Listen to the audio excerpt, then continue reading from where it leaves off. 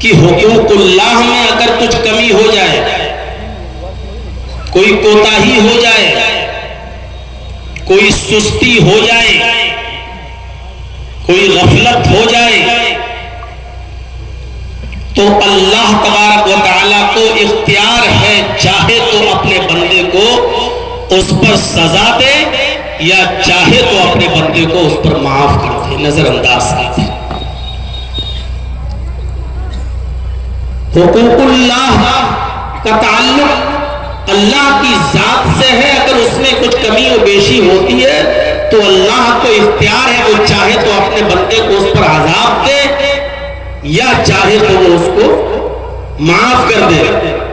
لیکن حقوق العباد کا تعلق بندوں سے، اور یہ بڑا عجیب معاملہ ہے۔ خود نبی اکرم صلی اللہ علیہ وسلم نے اس کی وضاحت فرما دی ہے کہ اگر آپ کا حقوق العباد میں کچھ لغزش ہوتی ہے، کمی ہوتی ہے، آپ کی کوتاہی ہوتی ہے، آپ سے کمی ہوتی ہے آپ سے، تو اللہ تبارک و تعالیٰ بھی اس وقت تک آپ کو معاف نہیں کرے گا جب تک کہ جس کے تعلق سے آپ نے کمی کی ہے، کوتاہی کی ہے، جب تک وہ بندہ آپ کو معاف نہ کر دے اللہ تبارک و تعالیٰ بھی معاف نہیں کرے گا۔ آج میں حقوق العباد کے تعلق سے کچھ باتیں آپ کے سامنے رکھنا چاہتا ہوں۔ چاہے کتنے بڑے تہجد گزار بنے رہیے، فجر کی نماز آپ کی جماعت کے ساتھ بھلے ہی نہ چھوٹتی ہو، تکبیر تحریمہ ہی آپ کی کیوں نہ آپ کو برابر ملتی ہو اور اس میں پہلی صف میں آپ شامل رہتے ہو، کبھی فوت نہ ہوتی ہو، لیکن یاد رکھیے گا اگر حقوق العباد میں ہماری کمی ہو رہی ہے اور ہم حقوق العباد کے معاملے میں سست ہیں تو ہماری عبادتوں کا کوئی فائدہ نہیں ہے۔ ابھی واقعات اور دلائل آپ کے سامنے بات میں آئیں گی۔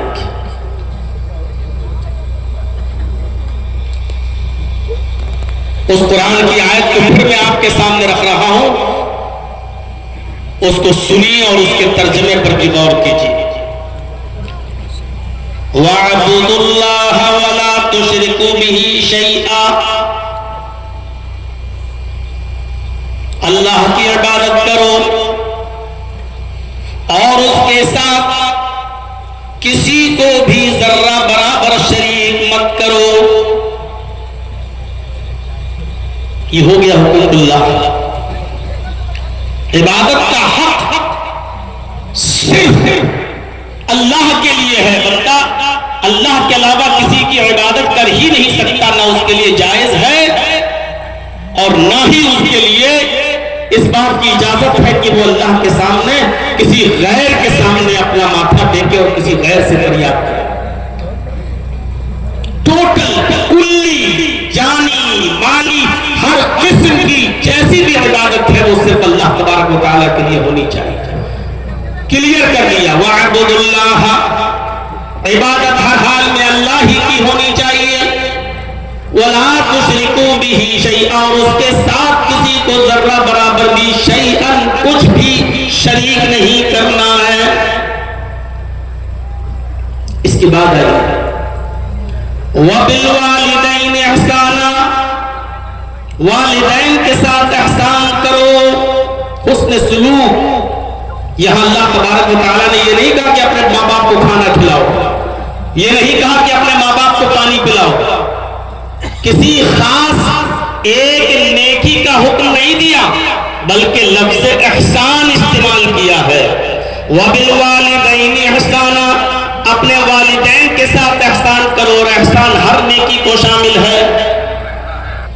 آپ کے باپ چلنے پھرنے سے عاجز ہیں، اٹھ نہیں پا رہے ہیں، چل نہیں پا رہے ہیں، خواہش ظاہر کرتے ہیں کہ بیٹا مجھے ذرا گھر کے باہر ٹھنڈی ہوا میں بٹھا دو، میں تھوڑا سا گھر کے باہر بیٹھنا چاہتا ہوں، میں تھوڑا سا گھر کے باہر کھلی فضا میں بیٹھنا اب بیٹے کی ذمہ داری یہ ہوتی ہے کہ وہ اپنے باپ کو اٹھائے، اس کو گود لے، اپنی پیٹھ پر لا دے اور ان کی خواہش کو پورا کر کے باہر کرسی لگا کر ان کو بٹھا دے۔ باپ بیمار ہے، اچھا سے اچھا اور بہتر سے بہتر ان کا علاج کرائے، بھوکے ہیں تو ان کو کھانا کھلائے۔ غرض یہ ہے کہ نیکیوں کی جتنی بھی کیٹاگریز کوالٹیز ہو سکتی ہیں اور نیکیوں میں جو جو چیزیں شامل ہیں وہ ساری کی ساری احسان کے اندر شامل ہیں۔ وَبِالْوَالِدَيْنِ احسانا، اور اپنے والدین کے ساتھ احسان کرو۔ اور یہی احسان کے بعد واو عاطفہ کے ذریعے اور بھی چیزیں پیش کی جا رہی ہیں۔ وَبِذِي الْقُرْبَى وَالْيَتَامَى وَالْمَسَاكِينِ وَالْجَارِ ذِي الْقُرْبَى وَالْجَارِ الْجُنُبِ وَالصَّاحِبِ بِالْجَنبِ وَابْنِ السَّبِيلِ وَمَا مَلَكَتْ أَيْمَانُكُمْ، اپنے قرابت داروں کے ساتھ احسان کرو۔ وَبِذِي الْقُرْبَى، اپنے قرابت داروں کے ساتھ احسان کرو۔ وَالْيَتَامَى، یتیموں کے ساتھ احسان کرو۔ والمساکین، اور مسکینوں کے ساتھ بھی احسان کرو۔ والجار ذی القربى، اور اپنے قرابت دار ہمسایہ کے ساتھ بھی احسان کرو۔ والجار الجنب، اجنبی ہمسایہ کے ساتھ بھی احسان کرو۔ والصاحب بالجنب، اپنی پہلو کے ساتھی کے ساتھ بھی احسان کرو۔ وابن السبیل، مسافر کے ساتھ بھی اچھا سلوک کرو، حسن سلوک اس کے ساتھ بھی ہونا چاہیے۔ وما ملکت ایمانکم، اور جن کے تم مالک ہو یعنی اپنے غلاموں اور ماتحتوں کے ساتھ بھی تم احسان کرو۔ والجار ذی القربى، ہمسایہ قرابت دار۔ والجار الجنب، اجنبی ہمسایہ۔ بعض مفسرین نے لکھا ہے ان پڑوسیوں کے ساتھ بھی احسان کرو جن سے تم آشنا ہو، جن کو تم جانتے ہو، جن سے تمہارے اچھے اثر و رسوخ ہیں اور جن سے تم ہر وقت اٹھتے بیٹھتے ہو، جن کے ساتھ جن کو تم پہچانتے ہو ان کے ساتھ بھی اچھا سلوک کرو۔ اور اجنبی لوگوں کے ساتھ بھی اچھا سلوک کرو جن کو تم نہیں جانتے ہو لیکن وہ تمہارے پڑوس میں ہیں، اجنبی ہیں جن سے تم آشنا نہیں ہو، لیکن ان کے ساتھ بھی تم اچھا سلوک کرو۔ بعض ہمارے مفسرین نے اس کی تشریح میں یہ بھی لکھا ہے کہ قرابت دار چاہے مسلمان، پڑوسی آپ کا چاہے مسلمان ہو تب بھی اس کے ساتھ اچھا سلوک کرو، اور اگر آپ کا پڑوسی غیر مسلم ہے تب بھی اس کے ساتھ اچھا سلوک کرو۔ والجار ذی القربى والجار الجنب کی یہ بھی تشریح کی گئی ہے، یہ بھی ایک معنی بیان کیا گیا ہے۔ والصاحب بالجنب، پہلو کے ساتھی کا مطلب یہ ہے کہ آپ اس سے واقف نہیں، آپ جانتے نہیں، آپ سفر کر رہے ہیں، ٹرین میں بیٹھے ہوئے ہیں، اچانک اس نے آپ کا نام پوچھا، آپ نے اس کا نام پوچھا، اس نے آپ کا بزنس پوچھا، آپ نے اس کا بزنس پوچھا۔ اب وہ اچانک آپ کا آشنا ہوا ہے، یہ ابھی منٹ 2 منٹ 5 منٹ 10 منٹ آدھا گھنٹہ 1 گھنٹہ پہلے آپ سے اس کی آشنائی ہوئی ہے، یہ ہے والصاحب بالجنب، جس کے ساتھ ابھی ابھی آشنائی ہوئی ہے، جس کے ساتھ ابھی ابھی آپ کی دوستی ہوئی ہے، اس کے ساتھ بھی اچھا سلوک کرو۔ آپ کوئی بزنس کرتے ہیں، کاروبار کرتے ہیں، آپ جانتے نہیں، ابھی ابھی اس کے ساتھ آپ کا تعارف ہوا ہے، ابھی ابھی ایک دوسرے کا انٹروڈکشن ایک دوسرے کے ساتھ ہوا ہے، یہ ابھی ابھی آپ کا دوست بنا ہے، آپ اس کے ساتھ بھی اچھا سلوک کرو۔ یہ ہے والصاحب بالجنب کا معنی۔ وابن السبیل، اور مسافروں کے ساتھ بھی اچھا سلوک کرو۔ وما ملکت ایمانکم، اور اپنے ماتحتوں کا اپنے غلاموں کے ساتھ بھی اچھا سلوک کرو۔ یہ قرآن نے بیان کیا ہے۔ قرآن نے اتنے لوگوں کی تشریح کرنا وہ بھی آج کے اس خطاب کے اندر شاید ہمارے لیے ممکن نہ ہو سکے، اس لیے پہلے تو ہم اس چیز کو اٹھاتے ہیں کہ حقوق العباد کیا ہے۔ ان چیزوں کا نمبر بعد میں آئے گا۔ حقوق العباد کیا ہے، اس کی حیثیت کیا ہے، ایسے سمجھنے کی کوشش کریں کہ اللہ تبارک و تعالیٰ نے جب آدم علیہ السلام کے اندر روح ڈالی اور ان کو بہت سے نام سکھائے، ان کی عظمت اور ان کے مقام کو بلند رکھنے کے لیے اللہ تبارک و تعالیٰ نے فرشتوں کو حکم دیا سجدہ کرو، اسجدوا لآدم، آئے فرشتوں تم آدم کو سجدہ کرو۔ قرآن کہتا ہے فسجدوا الا ابلیس ابا واستکبر وکان من الکافرین، سارے فرشتوں کو اللہ نے حکم دیا سجدہ کرو اور سب نے کر بھی لیا، فسجدوا سب نے سجدہ کر لیا الا ابلیس سوائے ابلیس کے، اس نے سجدہ نہیں کیا۔ اور سجدہ کیوں نہیں کیا اس کی بھی وضاحت اللہ رب العالمین نے کر دی، انکار کیا، ابا منکر ہوا، نہیں کریں گے سجدہ۔ کیوں نہیں کیا؟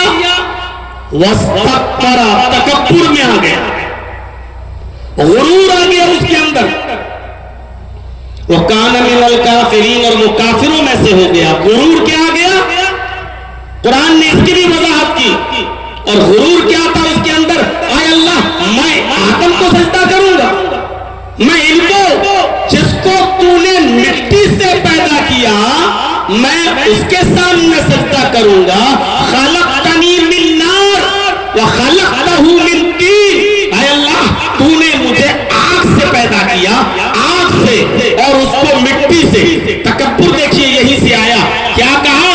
تو نے مجھے مٹی آگ سے پیدا کیا اور آدم کو مٹی سے پیدا کیا، کیا آگ مٹی کو سجدہ کرے گی؟ کیا آگ مٹی کے سامنے جھکے گی؟ ابا انکار کر دیا، نہیں کریں گے۔ واستکبر، یہی تکبر تھا اس کے اندر کہ آگ مٹی کے سامنے کیسے جھک سکتی ہے۔ وکان من الکافرین، اور وہ کافروں میں سے ہو گیا۔ میرے بھائیوں غور کرو، آدم علیہ السلام کو اللہ نے پیدا کیا، پھر روح ڈالی، روح ڈالنے کے بعد ان کو بہت سے نام سکھلائے، نام سکھلانے کے بعد ان کی عظمت کو برقرار رکھنے کے لیے فرشتوں سے کہا کہ تم آدم کو سجدہ کرو۔ یہ اللہ رب العالمین کا محدود حکم تھا اور محدود وقت کے لیے تھا، اس سے یہ دلیل نہیں نکالی جا سکتی ہے کہ دیکھو اللہ نے خود حکم دیا کہ آدم کو سجدہ کرو، لہذا اس سے یہ دلیل نکلتی ہے کہ بندوں کو بھی سجدہ کیا جا سکتا ہے۔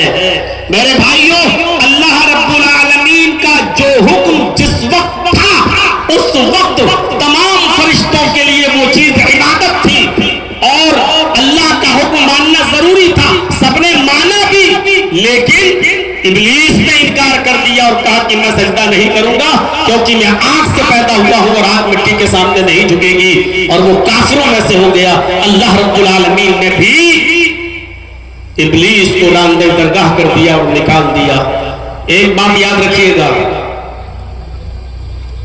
ابلیس نے صرف آدم کو سجدہ ہی تو نہیں کیا، بقیہ کس چیز کی کمی تھی؟ غور کریے گا، کیا وہ عبادت نہیں کرتا تھا؟ کیا وہ شرک کرتا تھا؟ کیا وہ اللہ کی ذات اور صفات میں کسی کو شریک کرتا تھا؟ نہیں کرتا تھا۔ ابلیس کو یہ بھی انکار نہیں تھا، وہ اللہ کو سجدہ بھی کرتا تھا اور اللہ کے سامنے سجدہ کرنے کا انکاری بھی نہیں تھا، اور عبادتیں تو اتنی کرتا تھا کہ تفسیر ابن کثیر اٹھا کر دیکھیں 4 انگلی کے برابر بھی، الا موضع 4 اصابع، 4 انگلی کے برابر بھی کوئی جگہ ایسی خالی نہیں جہاں شیطان نے سر نہ رکھا ہو سجدے میں، جہاں اس نے سر نہ جھکایا ہو اللہ کے سامنے سجدہ کرتے ہوئے۔ ہم اور آپ کیا عبادت کریں گے اللہ رب العالمین کی؟ ہم اور آپ کیا سجدے کریں گے اللہ رب العالمین کے سامنے؟ اتنے سجدے تھے ابلیس کے، اتنا وہ سجدہ کرتا تھا کہ ما فیہا موضع 4 اصابع،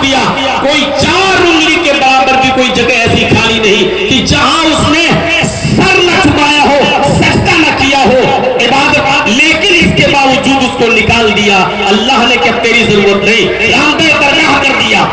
آئے بڑے بڑے حاجیوں، نمازیوں، ساہوکاروں، چودھریوں، تہجد گزاروں، بڑی بڑی لمبی داڑیاں رکھ کر فجر کی نماز جماعت کے ساتھ پڑھنے والوں، لیکن اپنے بھائیوں کا حق مار کے کھا جانے والوں، ان پر ظلم کرنے والوں، شادیوں میں اپنی بیٹی کو 8-10 لاکھ کا جہیز دے کر، فارچونر 4 ویلر دے کر پوری وراثت سے اپنی بیٹی اور اپنی بہن کا حق مار کر کھا جانے والوں، غور کرو، عبادت میں شیطان بھی پیچھے نہیں تھا۔ اس نے اتنے سجدے کیے اس زمین کے اوپر کہ اس کے سجدوں کا احاطہ نہیں کر سکتے ہو۔ اس نے اللہ کے ساتھ کسی کو شریک نہیں کیا تھا، اس نے اللہ کی عبادت میں کوئی کمی نہیں رکھی تھی، اور وہ شیطان اللہ کے سامنے سجدہ کرنے کا انکاری بھی نہیں تھا، لیکن اس نے آدم کو سجدہ نہیں کیا، اللہ کا ایک حکم نہیں مانا، صرف ایک حکم اور نکال دیا گیا۔ یہاں تو زمین و جائیدادیں قبضہ کیے بیٹھے ہیں، سگا بھائی سگے بھائی کو کھایا جا رہا ہے، بھائی اپنی بہنوں کا حق مار کے کھائے جا رہے ہیں، باپ اپنی بیٹیوں کا حق مار کے کھایا جا رہا ہے۔ میرے بھائیوں، بہت سوچ سمجھ، میں نے پوچھا تھا فاروق عبداللہ صاحب سے کہ آپ کی کمیٹی کی طرف سے کوئی موضوع ہے مجھے یا میں اپنی طرف سے رکھ لوں؟ میں نے کل یا پرسوں ہی پوچھا تھا تو شیخ نے کہا کہ نہیں، ہماری طرف سے تو کچھ نہیں، اصلاح معاشرے پہ رکھے تو بہتر ہوگا، ورنہ آپ جیسا بہتر سمجھیں۔ تو بہت سوچ سمجھ کر میں نے اس ٹاپک کو اٹھایا کہ آج اس چیز کی ضرورت ہے۔ آج حاجی ہی سمجھتا ہے کہ میں نے نماز پڑھ لی، ہو گئے بس پارسا، یہاں مرے ڈائریکٹ جنت الفردوس میں داخل۔ یہاں جو آدمی بیچارہ جس کی فجر کی نماز کبھی جماعت سے نہیں چھوٹتی، وہ سمجھتا ہے کہ ہم مرے اور سیدھے جنت کے اندر ہم داخل ہو جائیں گے، ہم تو ماشاءاللہ تہجد گزار ہیں، فجر کی نمازیں پڑھتے ہیں۔ میرے بھائیوں، شیطان نے 4 انگلی کے برابر بھی جگہ نہیں چھوڑی جہاں سجدہ نہ کیا ہو، لیکن اس کے باوجود اس نے راندہ درگاہ ہو گیا۔ کیوں؟ کیونکہ جب اللہ نے حق دے دیا آدم کو سجدہ کرو، اب یہ حقوق العباد میں شامل ہے، تم آدم کا جو سجدہ کرو تو آدم کا حق ادا ہوگا، اور نہیں تو حقوق اللہ میں کمی نہیں کرتا تھا، حقوق العباد میں کمی کی، راندہ درگاہ کر دیا گیا۔ وہ اللہ کے سامنے سجدے میں کمی نہیں کرتا تھا، لیکن اس نے آدم کا حق ادا نہیں کیا، نکال دیا گیا۔ یہ ہے حقوق العباد۔ نماز پڑھنے والوں سوچو، بے نمازیوں سے تو آج ہمارا کوئی خطاب ہی نہیں ہے، ان سے تو ہمیں کوئی مطلب ہی نہیں ہے۔ یہاں تو ہم تہجد گزاروں کو مخاطب کر رہے ہیں، یہاں تو ہم ان نمازیوں اور فجر کے میں جماعت نماز پڑھنے والوں سے میں کہہ رہا ہوں، ذرا نماز پڑھنے جا رہے ہو، ذرا سوچو کہ ہم کسی کا حق تو نہیں مار رہے ہیں۔ سوچئے گا، جائیے گا اور ٹھنڈے دل سے سوچئے گا سوتے وقت۔ نماز بھی پڑھتے ہیں تو مونچھوں پہ ہاتھ پھیرتے ہوئے، داڑھی سہلاتے ہوئے، ایسے لگتا جیسے اللہ پر بہت بڑا احسان کرتے ہوئے آ رہے ہیں۔ میرے بھائیوں، وَاعْبُدُوا اللَّهَ وَلَا تُشْرِكُوا بِهِ شَيْئًا، اللہ عبادت اللہ ہی کی، اس کے ساتھ کسی کو شریک نہیں، اور اس کے بعد حقوق العباد کا تذکرہ۔ حقوق العباد میں جو رشتے آئے ہیں وہ بعد میں اس کا تذکرہ۔ پہلے یہ بتا دوں کہ بندہ دیکھیے، حضرت آدم کو سجدہ نہیں کیا، راندہ درگاہ کیا۔ آپ کو یاد ہوگا بخاری شریف پڑھیے، کتاب بدل وحی اٹھائیے، پہلا ہی وہ حدیث انما الاعمال بالنیات کے بعد آپ جب کتاب بدل وحی پڑھیں گے تو پہلی حدیث میں لمبی حدیث آپ کو ملے گی۔ نبی اکرم صلی اللہ علیہ وسلم کئی دن کا کھانا لے جایا کرتے تھے، غار حرا کے اندر اللہ کی عبادت میں مصروف رہا کرتے تھے کہ ایک دن جبرائیل امین آئے، نبی اکرم صلی اللہ علیہ وسلم کے سامنے آ کر بیٹھ گئے، اور بیٹھنے کے بعد فرمایا نبی اکرم صلی اللہ علیہ وسلم سے، حالانکہ ابھی آپ نبی نہیں بنے ہیں، ابھی آپ رسول نہیں بنے ہیں، ابھی قرآن کی کوئی آیت نبی اکرم پر نازل نہیں ہوئی ہے، یہ پہلا واقعہ ہے، پہلا موقع ہے۔ حضرت جبرائیل علیہ السلام نبی اکرم صلی اللہ علیہ وسلم کے پاس جا کر بیٹھ گئے اور کہا اقرا یا محمد، اے محمد پڑھو۔ کیا کہا؟ اقرا یا محمد، اے محمد پڑھو صلی اللہ علیہ وسلم۔ محمد رسول اللہ صلی اللہ علیہ وسلم نے جو جواب دیا وہ وہی جواب تھا ہی، اور فطری طور پر جس انسان نے کبھی کوئی کتاب نہ پڑھی ہو، جس کو کوئی پڑھایا نہ گیا ہو، اس کا وہی جواب ہوگا، اور وہی جواب اللہ کے نبی نے دیا، ما انا بقاری، میں پڑھا ہوا نہیں ہوں۔ پہلے تو ڈر گئی، یہ آیا کون ہے؟ آج تک کوئی نہیں آیا غار ہرا میں، یہ کون ہے؟ اور آتے ہی مجھ سے کہہ رہا کہ پڑھو، ما انا بقاری، میں پڑھا ہوا نہیں ہوں۔ بخاری کے الفاظ، اللہ کے نبی فرماتے ہیں کہ اس نے مجھے پکڑا، اپنے سینے سے لگایا، اور اس نے اتنی زور سے مجھے دبایا کہ مجھے ایسا لگا کہ کہیں میری جان نہ چلی جائے۔ اس نے اتنی زور سے مجھے دبایا کہ مجھے ایسا لگا، ایسا محسوس ہوا کہ کہیں میری جان نہ چلی جائے۔ اس کے بعد میں اس نے چھوڑا، اور چھوڑنے کے بعد پھر اس نے کہا، اقرا یا محمد، اے محمد پڑھو۔ ظاہر بات ہے آپ نے پھر وہی جواب دیا، ما انا بقاری، میں پڑھا ہوا نہیں ہوں۔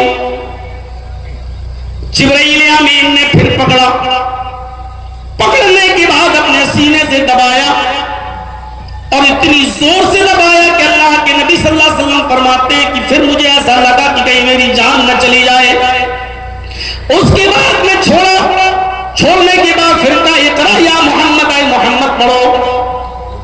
بار بار تم مجھ سے پڑھنے کے لیے کہہ رہے ہو، میں نے تم کو جواب دیا کہ ما انا بقاری، میں پڑھا ہوا نہیں ہوں۔ بعض دوسری روایتوں میں یہاں تک آتا ہے کہ اللہ کے نبی نے تیسری بار اس سے کہا، ماذا کرو، مجھ سے بار بار کہنے والے پڑھو پڑھو پڑھو، تم ہی بتاؤ کہ میں کیا پڑھوں، جبکہ میرا جواب یہ کہ ما انا بقاری، میں پڑھا ہوا نہیں ہوں۔ تو اب آپ ہی بتاؤ کہ میں کیا پڑھوں، بار بار کہہ رہے ہو پڑھو، تو تم ہی بتاؤ میں کیا پڑھوں۔ پکڑا، پھر دبایا، اور اتنی زور سے دبایا کہ اللہ کے نبی صلی اللہ علیہ وسلم فرماتے کہ مجھے پھر محسوس ہوا کہ کہیں میری جان نہ چلی جائے۔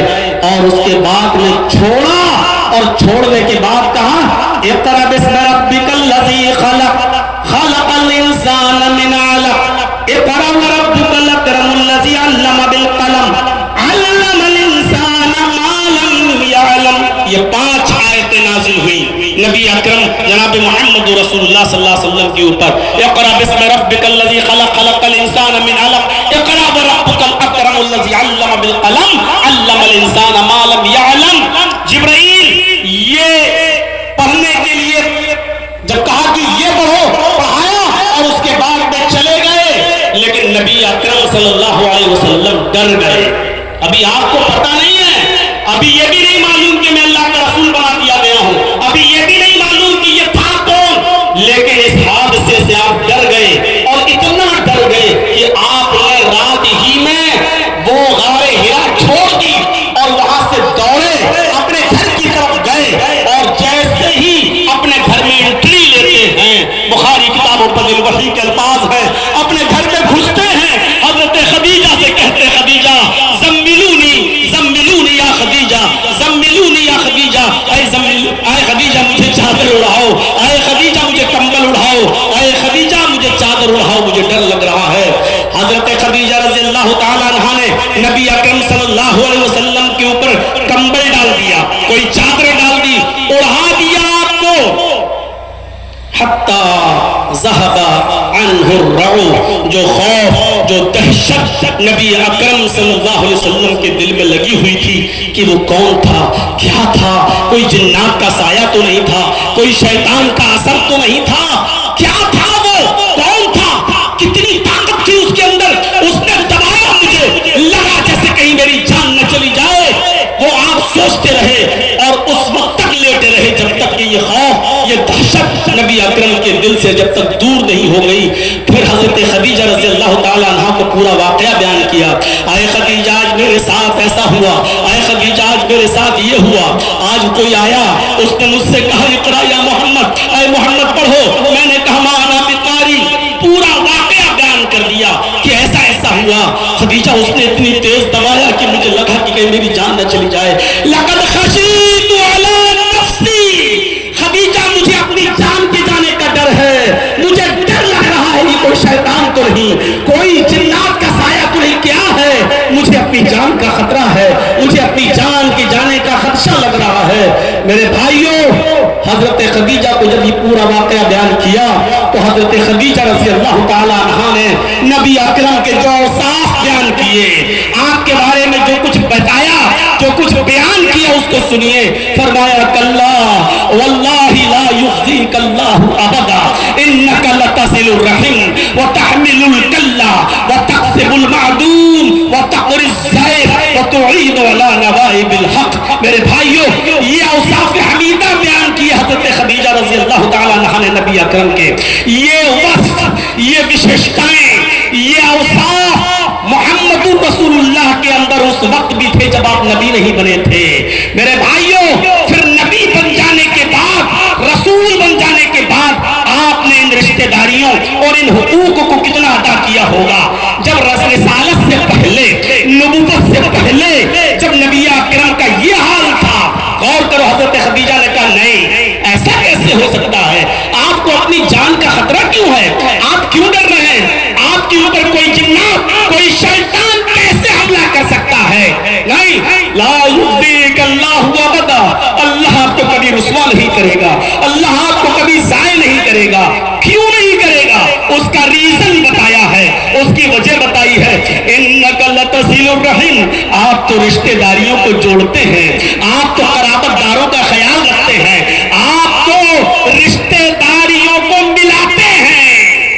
رشتہ داریوں کو کاٹنے والوں سنو، یہ پہلا وصف حضرت خدیجہ نے بیان کیا، اور یہ نبی اکرم کے اندر پہلا وصف اس وقت بھی موجود تھا جب آپ نبی نہیں بنے تھے، جب آپ رسول نہیں ہوئے تھے۔ غور کیجئے، جس نبی کی تعلیم، جس نبی کا معمول یہ رہا ہو، عادت نبی بننے سے پہلے رشتہ داریوں کو جوڑنے کی رہی ہو، نبی بننے کے بعد اس نے رشتہ داریوں کے مقام و مرتبے کو کتنا بلند کیا ہوگا اور کتنا اونچا کیا ہوگا۔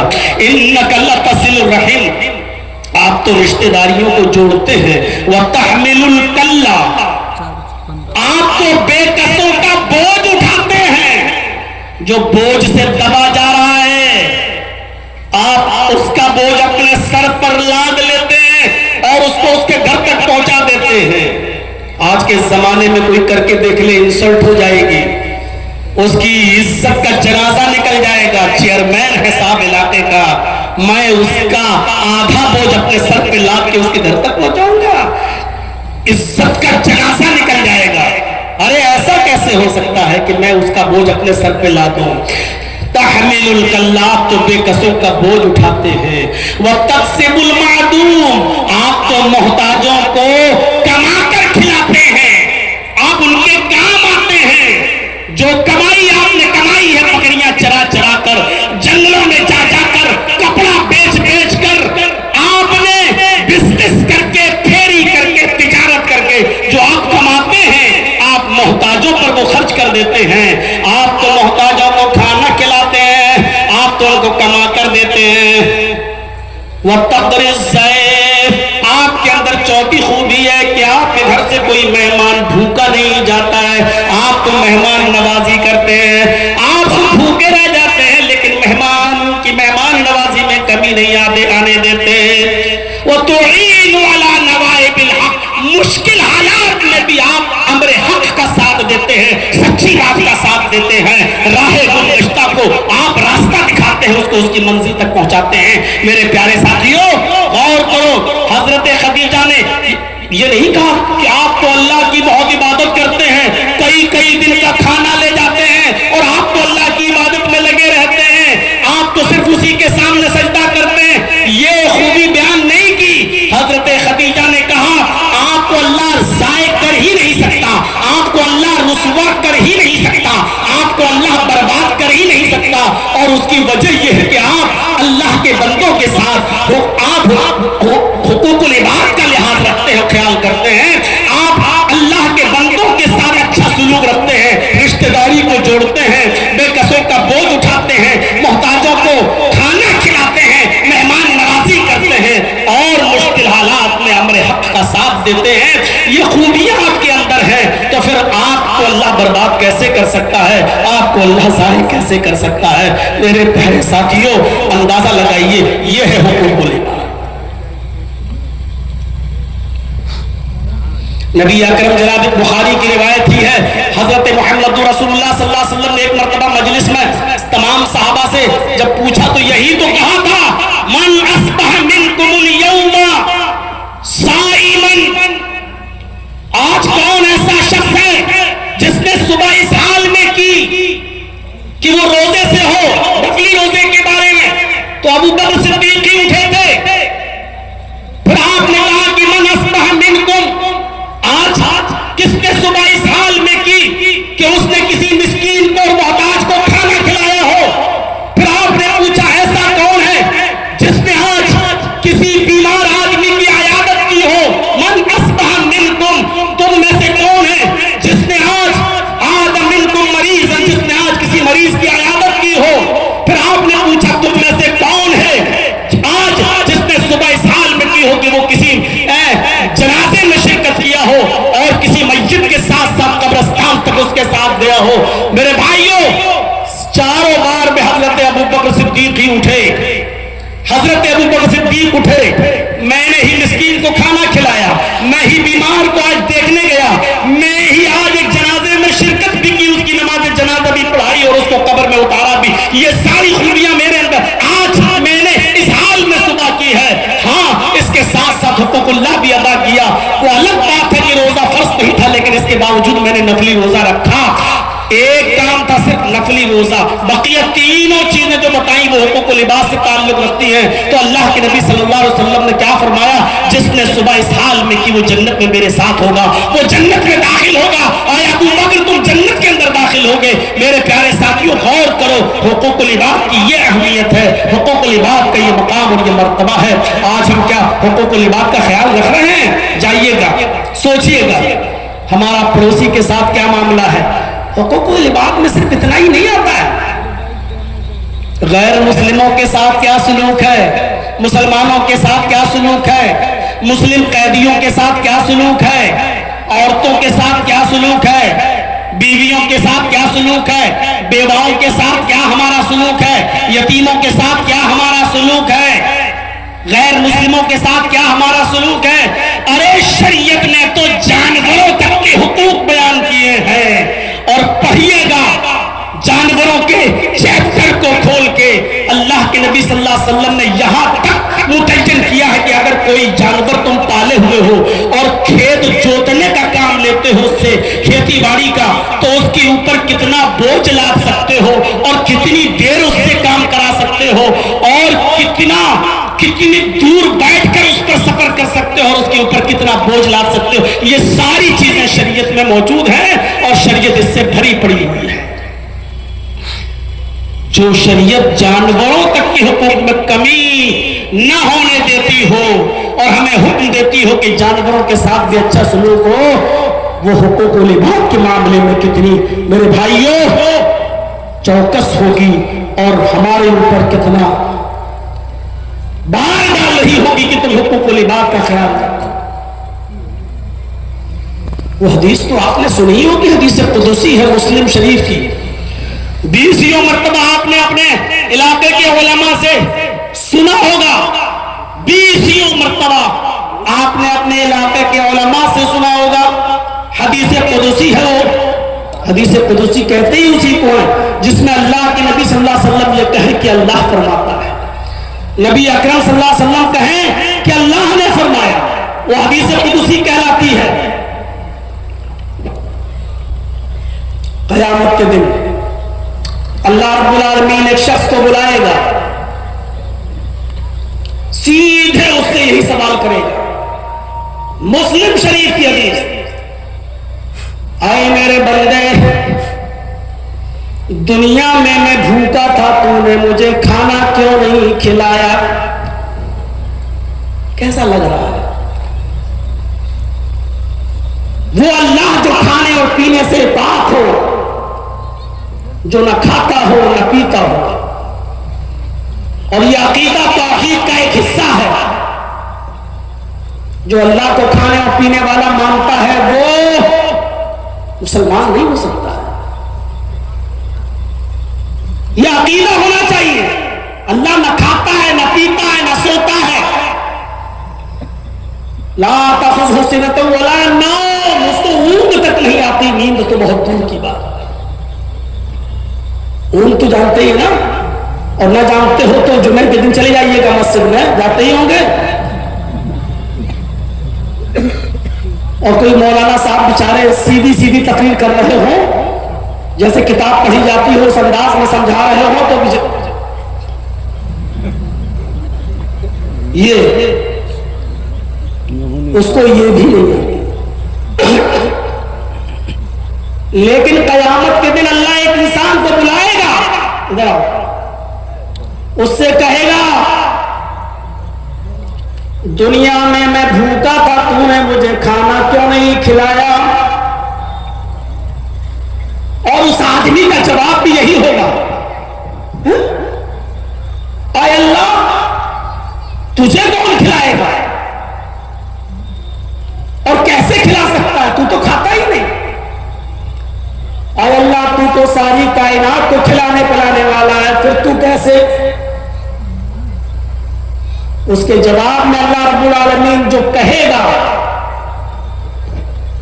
اے میرے بندے دنیا میں میرا فلاں بندہ بھوکا تھا،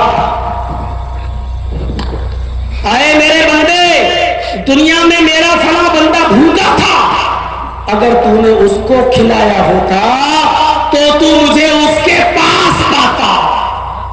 اس کے پاس پاتا مطلب یہ تھوڑی کہ میں وہاں موجود ہوتا، یعنی میں تیری مدد کے لیے حاضر رہتا۔ اللہ رب العالمین کے لیے ضروری نہیں ہے کہ وہ آسمان سے اتر کر دنیا پر آئے اور لوگ کہیں کہ نہیں وہ یہاں ہے، وہ اس بوتل میں بھی ہے، وہ اس کیمرے میں بھی ہے، وہ اس مجلس میں بھی ہے۔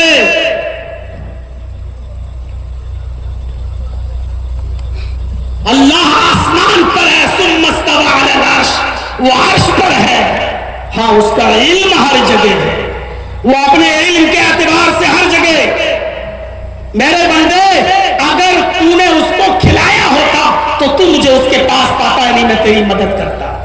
جب تو اس کا نہیں ہوا تو میں تیرا نہیں، کیوں تیری مدد کروں؟ کتنی بڑی حقوق العباد کی طرف اشارہ کر رہی ہے یہ حدیث۔ ایک بھوکے کو کھانا کھلانا،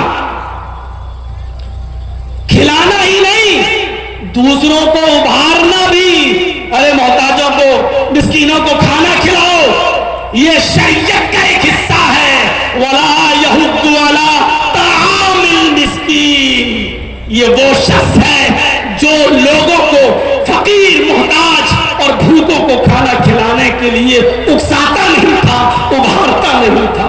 قرآن پڑھیے، کہا وَلَا يَحُضُّ عَلَىٰ طَعَامِ الْمِسْكِينِ، یہ وہ شخص ہے جو محتاج کو مسکینوں کو کھانا کھلاتا نہیں تھا، یہ نہیں دوسروں کو کھلانے کے لیے ابھارتا نہیں تھا، اکساتا نہیں تھا۔ کھلانا بھی ہے اور دوسروں کو ابھارنا بھی ہے، بھائی بھوکوں کو کھانا کھلاؤ، محتاجوں کو کھانا کھلاؤ۔ میرے بھائیوں اگر کوئی کام کوئی غیر مسلم کر رہا ہے تو صدق دل سے اس کا اعتراف کرنا چاہیے۔ سکھوں کے گردوارے میں چلے جاؤ، ہر سنڈے کو کتنا بڑا وہ بیچارے کتنا بڑا وہ لگاتے ہیں، بھوج کا انتظام کرتے ہیں، کھانے پینے کا انتظام کرتے ہیں، لنگر لگاتے ہیں، کوئی بھی آ جائے ان کے دسترخوان پر بیٹھ کر وہ ہر سنڈے کو کھانا بھی کھلاتے ہیں۔ چلے جائیے چاندنی چوک پر اور چلے جائیے آپ میرے بھائیوں ناندیڑ، جس کا پورا نام ہے حضور صاحب کا ناندیڑ، آپ وہاں چلے جائیے جہاں لائن لگی رہتی ہے رکشے والوں کی اور لائن لگی رہتی ہے غریبوں کی، اور وہاں تو بڑے بڑے امیر بھی چلے جاتے ہیں اور کھا کے آتے ہیں۔ اگر کھانا غریب اور مسکینوں کے لیے کوئی کھلا رہا ہے، لنگر کا انتظام کر رہا ہے، اگر کسی کے اندر یہ اچھی صفت ہے تو کھل کر اس کا اعتراف بھی کرنا چاہیے۔ جو کام مسلمانوں کے لیے تھے کہ وہ مسکینوں کو کھانا کھلائیں، محتاجوں کو کھانا کھلائیں، فقیروں کو کھانا کھلائیں، آج یہ صفت ان کے اندر سے نکل گئی۔ ایک موقع پر کھانا، بس شادی ہوگی تو ڈٹ کر، باراتیوں کو بھی کھلائیں گے، ارے ناک کٹ جائے گی ان کو پہلے کھلاؤ۔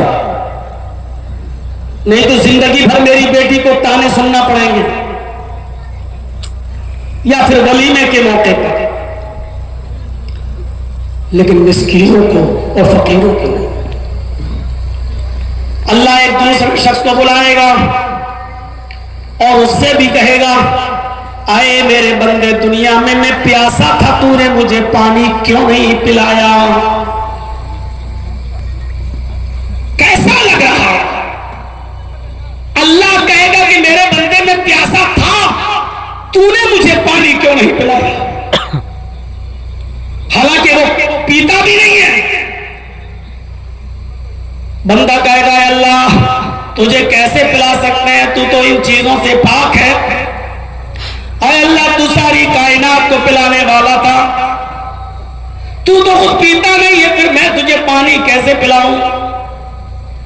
اللہ کہے گا، میرے بندے، دنیا میں تیری چوکر پر میرا بندہ گیا تھا، پیاس کی وجہ سے تڑپ رہا تھا، تو نے اس کو پانی پلایا ہوتا تو مجھے تو اپنے پاس پاتا، یعنی میں تیری مدد کرتا، میں تیرے کام آتا۔ تو نے میرے بندے کو پانی نہیں پلایا، میں نے بھی تیری مدد نہیں کی، کیا تیری مدد کروں؟ تیسرے حصے پر نظر رکھیے، کوئی چیز چھوڑی ہی نہیں ہے۔ انسان کو ان چیزوں کی بنیادی طور پر ضرورت ہے، کھانے کی، پینے کی۔ ہم لوگ بھی بولتے ہیں کپڑا، لتا، مکان۔ تیسرا سوال تیسرے شخص سے، آئے میرے بندے، دنیا میں ننگا تھا، تو نے مجھے کپڑا کیوں نہیں پہنایا؟ جملہ دیکھیے، میرے بندے دنیا میں ننگا تھا، تو نے مجھے کپڑا کیوں نہیں پہنایا؟ اللہ تو ساری کائنات کو پہناتا ہے، تو ان چیزوں سے پاک و صاف ہے، تجھے کیسے پہنائے کوئی؟ تو سب کو پہنانے والا ہے۔ تشبیہ ہوتی ہے، کی جاتی ہے۔ ایک دوسری حدیث قدسی میں خود اللہ کے رسول نے فرمایا کہ اللہ فرماتا ہے، العز ازاری والکبریاء ردائی فمن نازعنی فی کل واحد منہما فقد عذبتہ عذابا شدیدا۔ یہ بھی مسلم شریف کی حدیث ہے۔ یہاں اللہ تعالیٰ نے خود دو کپڑوں کا لفظ استعمال کیا، میرے بندوں میں بھی دو کپڑے پہنتا ہوں، العز ازاری، عزت میری لنگی ہے، والکبریاء ردائی، تکبر میری چادر ہے۔ تم جس طرح کپڑے پہنتے ہو میں بھی کپڑے پہنتا ہوں، لیکن تشبیہ کیا دی؟ العز ازاری، عزت میری لنگی ہے۔ کوئی آدمی اپنے آپ کو دنیا میں عزیز بننے کی کوشش نہ کرے، میں سب سے بڑا عزت والا۔ کوئی آدمی دنیا میں اپنے آپ کو متکبر نہ بنائے، میں کچھ ہوں، میں یہ ہوں، میں وہ ہوں۔ کبھی کبھی فون پہ، تم ابھی معلوم ہے تم کس سے بات کر رہے ہو؟ جانتے ہو میں کون بول رہا ہوں؟ یہی ہے وہ تکبر۔ اللہ کہتا ہے یہ دونوں چیزیں میرے لیے ہیں، العز ازاری والکبریاء ردائی، عزت میری لنگی ہے، والکبریاء ردائی، اور تکبر میری چادر۔ ان دونوں کپڑوں کو میں بھی پہنے ہوئے ہوں۔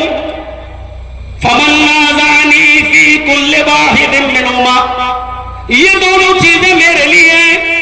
اگر ان دونوں چیزوں میں سے کوئی ایک چیز بھی اگر میرے کسی بندے نے مجھ سے چھیننے کی کوشش کی، فمن نازعنی فی کل واحد منہما، ان دونوں میں سے کوئی ایک چیز بھی مجھ سے چھیننے کی کوشش کی، فقد عذبتہ، بس اتنا نہیں کہا کہ میں اس کو عذاب دوں گا، فقد عذبتہ عذابا شدیدا، میں اس کو دردناک سخت عذاب دوں گا۔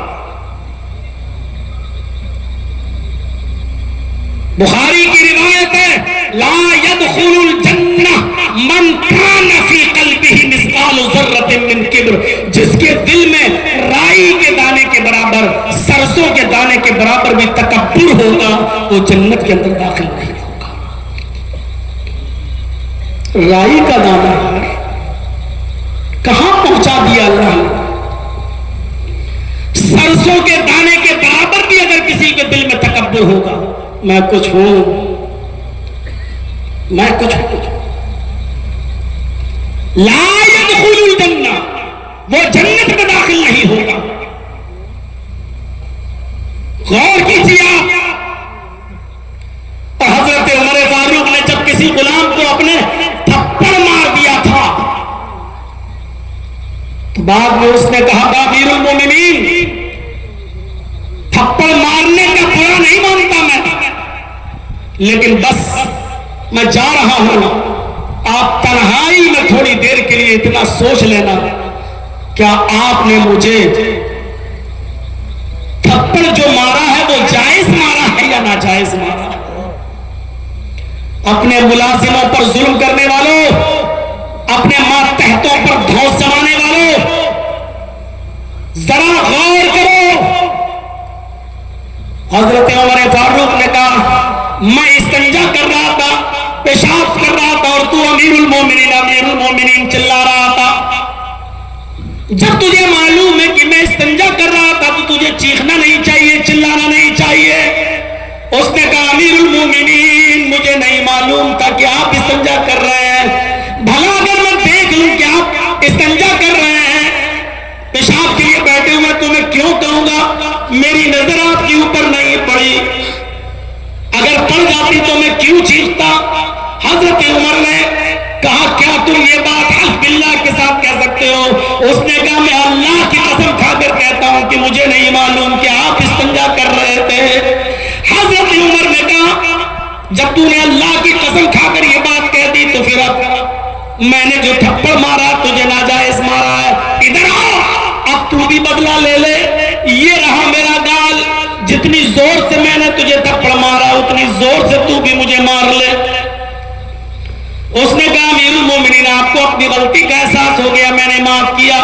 فرمایا نہیں، اسی دنیا میں تمہیں انتقام لینا ہوگا، اسی دنیا میں تمہیں بدلہ لینا ہوگا، قیامت کے دن میں اپنی ایک نیکی بھی تمہیں نہیں دے سکتا ہوں، تم اس لیے مجھے معاف کر رہے ہو کیونکہ میں امیر المومنین ہوں، اس کی وجہ سے تم مجھے نظر انداز کر رہے ہو؟ نہیں، اس نے پھر کہا جس طرح میں نے قسم کھا کر اعتراف کیا کہ اللہ کی قسم میں نے آپ کو استنجا کرتے ہوئے نہیں دیکھا، اسی طرح میں اللہ کی قسم کھا کر کہتا ہوں کہ میں نے دل سے آپ کو معاف کر دیا۔ سب کے سامنے عمر فاروق کہہ رہا ہے کہ مجھے بھی تھپڑ مارو۔ آپ سب کے سامنے اپنی ایک ہلکی سی شکایت نہیں سن سکتے ہو، اور حضرت عمر تو سب کے سامنے کہہ رہے مجھے تھپڑ مارو۔ تکبر کا شائبہ تک نہیں، بات تھوڑی سی گھوم گئی، ادھر چلی گئی، میں ننگا تھا، تو نے مجھے کپڑا کیوں نہیں پہنایا؟ کہے گا اللہ تو کیسے ننگا رہ سکتا، تو ساری کائنات کو پہناتا ہے۔ تو اللہ رب العالمین کہے گا میرے بندے تیری چوکھٹ پر پھٹے پرانے کپڑے پہنے ہوئے آیا تھا، تجھے معلوم تھا کہ آدمی بیچارہ غریب ہے، اس کے پاس کپڑا پہننے کے لیے بھی پیسہ نہیں ہے، خریدنے کے لیے بھی پیسہ نہیں ہے، تیرے پاس کپڑے کی فیکٹری تھی، کپڑے کا گودام تھا، پیسہ تھا، کپڑا خرید کر اس کو دے سکتا تھا، لیکن تیری چوکھٹ سے نا امید اور نا مراد نہ تھا، اس لیے اگر تو اس کی مدد کرتا تو میں تیری مدد کے لیے حاضر ہوں، میں تیری مدد کرتا، اگر تو اس کو کپڑا پہناتا تو مجھے اس کے پاس آتا۔ غور کرو میرے پیارے ساتھیوں، یہ حدیث حقوق العباد پر کتنی بڑی اہمیت رکھتی ہے، اور کیا بتاتی ہے کہ بھوکے، ننگے، محتاج، غریب ایسے لوگوں کے لیے ہمیں اور آپ کو اس دنیا میں پیدا کیا گیا ہے، اتارا گیا ہے کہ تم زمین والوں پر رحم کرو، آسمان والا تمہارے اوپر رحم کرے گا۔ یہ سب حدیثیں ایسے ہی مسجدوں میں سنانے کے لیے نہیں ہوتی کہ سن لو ایک کان سے اور دوسرے کان سے اڑا دو۔ محمد رسول اللہ ایک جنگ کے لیے اعلان کر رہے ہیں، لوگوں نے اپنے اپنے نام لکھا دیے ہیں، سب تیار ہیں جنگ میں جانے کے لیے۔ اب اللہ کے نبی صلی اللہ علیہ وسلم نے تو جہاد کے لیے لوگوں سے صدقہ مانگا، لوگوں سے تعاون مانگا، لوگوں سے فرمایا آئے لوگوں، ایسے ہی جہاد نہیں ہوتا ہے، تلواریں لینا پڑتی ہیں، تیر لینا پڑتے ہیں، نیزہ لینا پڑتا، گھوڑے خریدنا پڑتے، زین لینا پڑتا ہے، بہت سی چیزوں کی ضرورت ہوتی ہے، پتہ نہیں جنگ میں کتنے دن لگ جائے، خورد و نوش کھانے پینے کی چیزوں کو بھی لینا پڑتا ہے۔ اس لیے اس میں آپ نے اکسایا کہ صدقہ کرو، خیرات کرو، جس کے پاس جو حیثیت ہو وہ دے، اپنی اپنی حیثیت کے مطابق تعاون فرمائے۔ داروی اور طبرانی کے الفاظ ہیں، اللہ کے نبی تعاون مانگ رہے ہیں۔ بیٹھو نبی اکرم تعاون مانگ رہے ہیں، اور سنیے جس کے پاس جو کچھ بھی ہے سب دیتے چلے جا رہے ہیں اپنی اپنی حیثیت کے مطابق۔ جو واقعہ سنا رہا ہوں دلچسپ اور زبردست واقعہ ہے، میرے بھائیو ذرا سنیے گا۔ کسی کے پاس یہ ہے تو اس نے یہ دے دیا، کسی کے پاس وہ ہے تو اس نے وہ دے دیا، کسی کے پاس چند کھجوریں تو اس نے چند کھجوریں ہی لا کر دے دی۔ سنو، آئے شاملوں کے زبردست فیلڈ میں اعظم گڑھ مئو اور اطراف و اکناس سے تشریف لانے والوں، ہزاروں کی تعداد میں یہاں جمع ہو کر بیٹھ کر سننے والوں، غور سے سنو، اسی محفل میں ایک صحابی ہیں، انصاری صحابی ہیں، جن کا نام علبہ ابن زید انصاری ہے۔ ان کے پاس ان کے گھر میں 2 کھجوریں بھی نہیں ہیں جو وہ 2 کھجوریں دے سکے، کچھ نہیں ہے ان کے پاس دینے کے لیے۔ جہاد میں جانا ہے، نام لکھا لیا ہے، لیکن ہر شخص، ہر صحابی صدقہ و خیرات کر رہا ہے، کچھ نہ کچھ دے رہا ہے۔ علبہ ابن زید انصاری کے پاس کچھ بھی نہیں ہے۔ کہتے ہیں مجھے بڑی شرمندگی محسوس ہوئی، مجھے بڑی شرمندگی محسوس ہوئی۔ محفل سے چپکے سے اٹھتے ہیں، سیدھے اپنے گھر جاتے ہیں، عشاء کی نماز پڑھتے ہیں، لیٹ جاتے ہیں، یہی سوچتے ہیں کہ اللہ میرے پاس ایسی کوئی چیز نہیں ہے کہ میں بھی اس کو صدقہ دے سکوں، میں بھی اس کو زکات میں نکال سکوں۔ اللہ کے رسول نے تعاون مانگا، میں نبی اکرم کو دے سکوں، نبی اکرم صلی اللہ علیہ وسلم کو پہنچا سکوں۔ آدھی رات کے بعد اٹھتے ہیں، وضو بناتے ہیں، 2 رکعت نفل نماز پڑھتے ہیں، اور 2 رکعت نفل نماز کے بعد اللہ سے یوں دعا کرتے ہیں۔ غور کیجئے دعا کیا کر رہے ہیں۔ دعا کرتے ہیں اللہم انہ لیس عندی شیء ما اتصدق بہ الہ العالمین۔ تیرے نبی نے صدقہ و خیرات تعاون مانگا، اللہ کے ہر بندے نے، تیرے ہر بندے نے اپنی اپنی حیثیت کے مطابق جو تھا اس کو دیا، محمد رسول اللہ کو پہنچایا، کچھ نہیں تھا تو کھجوریں تھی وہ دیا۔ انہ لیس عندی شیء، اے اللہ میرے پاس کوئی ایسی چیز نہیں، ما تصدق بہ، جس کو میں صدقہ دے سکوں، جس کو میں خیرات کر سکوں، میرے پاس کوئی چیز نہیں۔ میں نے نبی اکرم کو کوئی صدقہ نہیں دیا، میں نے نبی اکرم کو کوئی خیرات نہیں دیا، میں نے محمد رسول اللہ نے اللہ کے راہ میں جو مانگا، میں نے محمد رسول اللہ کا کوئی تعاون نہیں کیا۔ اللہم انی اتصدق بعرضی علی من نالہ، اے اللہ آج میں اپنی عزت کا صدقہ کرتا ہوں۔ اللہم انی اتصدق بعرضی علی من نالہ، اے اللہ آج میں اپنی عزت کا صدقہ کرتا ہوں۔ اگر تیرے کسی بندے نے میری عزت لی ہو، مجھے گالی دی ہو، میرے اوپر ظلم کیا ہو، میرے اوپر ستم ڈھایا ہو، میرے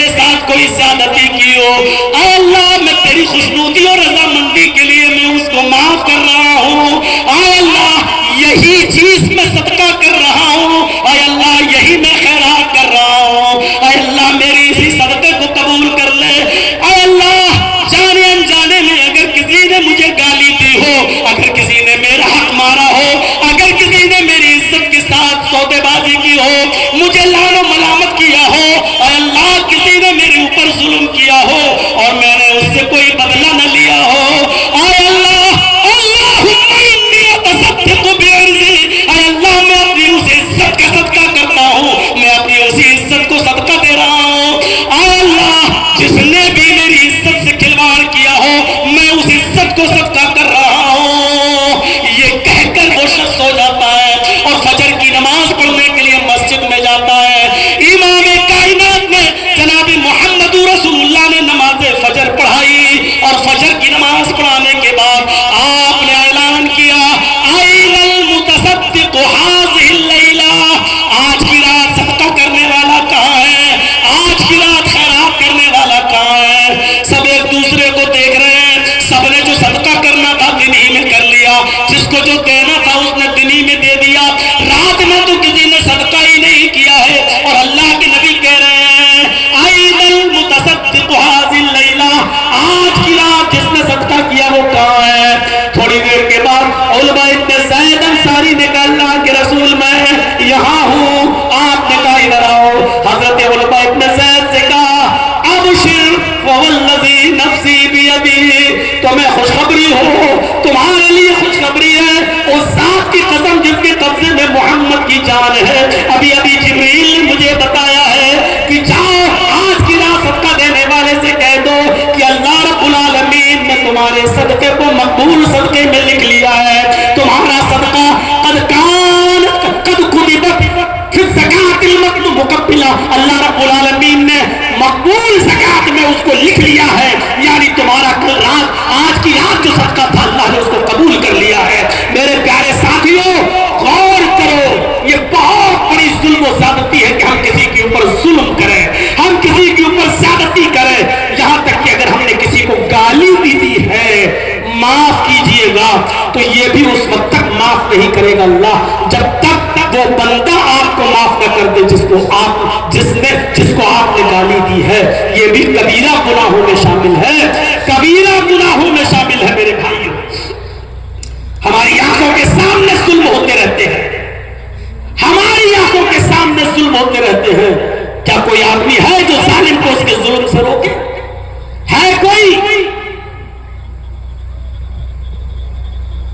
من مشى مع ظالم لیقویہ، اللہ کے نبی فرماتے ہیں جو ظالم کے ساتھ چلا اس ارادے کے ساتھ کہ ظالم کو تقویت پہنچائے، اس ارادے کے ساتھ کہ ظالم کا ساتھ دے، ظالم کو تقویت پہنچائے، فقد خرج من الاسلام، اللہ کے نبی فرماتے ہیں کہ وہ اسلام سے نکل جاتا ہے، وہ اسلام سے خارج ہو جاتا ہے۔ ہم غور کریں کتنے ایسے موقع ہیں جو ہم اپنے ظالم دوست کا ساتھ دیتے ہیں، پہلی سے فون پہ کہہ دیا جاتا ہے میرے دوست آج حق ادا کر دیجئے میرا، آج فلاں آدمی کی گواہی میں تم تھوڑا سا ہماری طرف سے بول دو، آپ جانتے ہیں کہ میرا دوست ہم سے جھوٹ بلوا رہا ہے، آپ جانتے ہیں کہ میرا دوست ظالم ہے، لیکن اس کے باوجود آپ اس کا ساتھ دے رہے ہیں صرف اس لیے کہ وہ دوست ہے۔ من مشى مع ظالم لیقویہ، اللہ کے نبی فرماتے ہیں جو ظالم کے ساتھ کھڑا ہوا اس لیے کہ اس کو طاقت پہنچائے، اس کا ساتھ دے، فقد خرج من الاسلام، وہ اسلام سے خارج ہو جاتا ہے۔ اور اسی لیے امام کائنات نے فرمایا انصر اخاک ظالما او مظلوما، اپنے بھائی کی مدد کرو چاہے وہ ظالم ہو یا مظلوم ہو، اپنے بھائی کی مدد کرو چاہے وہ ظالم ہو خواہ مظلوم ہو۔ صحابہ نے کہا اللہ کے رسول مظلوم کی مدد تو سمجھ میں آتی ہے، بیچارہ جس پر ظلم ہوتا ہے، لیکن ظالم کی مدد کیسے کریں؟ ظالم کی مدد کیا معنی دار ہے؟ ظالم کی مدد کا کیا معنی ہے؟ ہم ظالم کی مدد کیسے کریں؟ تو اللہ کے نبی نے فرمایا ظالم کو اس کو ظلم کرنے سے روک دو، یہی اس